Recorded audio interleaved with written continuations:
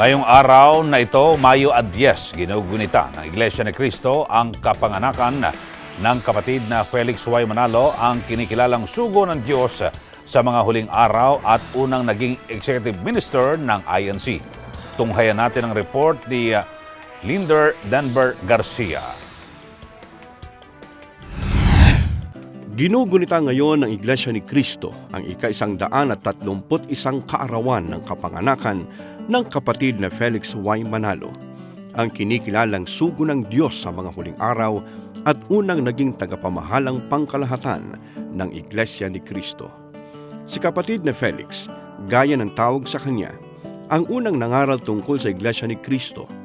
Bagamat ang Iglesia ay nagsimula sa abang kalagayan, subalit dahil sa makapangyarihang pamahalaan ng kapatid na Felix Manalo at sa tulong at patnubay ng Diyos, ay nakarating ito sa nakamamanghang paglaki at isang solidong religious organization.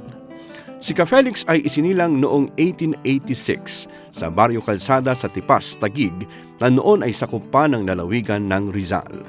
Ang kanyang mga magulang ay sina Mariano Isagon at Bonifacia Manalo. Ang birthplace ni Felix sa Barrio Calzada ay ipinroklama bilang National Historical Landmark ng National Historical Commission of the Philippines noong Enero 6, 1986.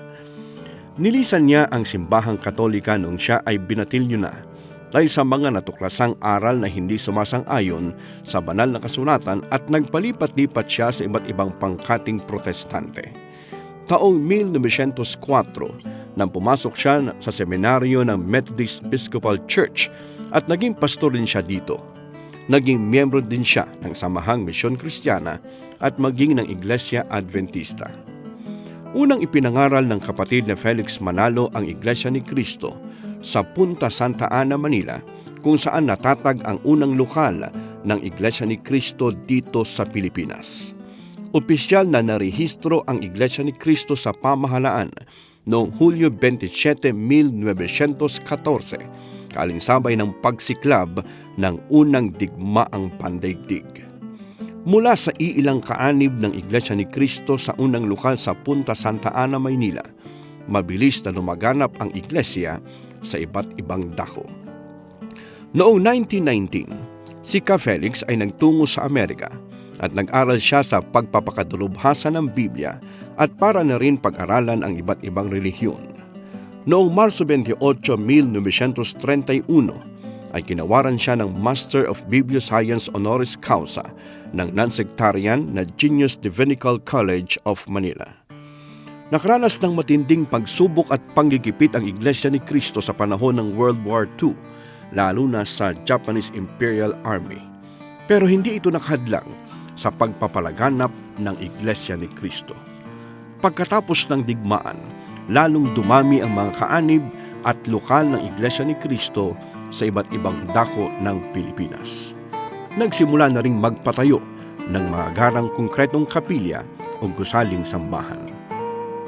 Pumanaw si Felix noong Abril 12, 1963 at iniwan sa Iglesia ni Cristo ang kanyang pamanang espiritual.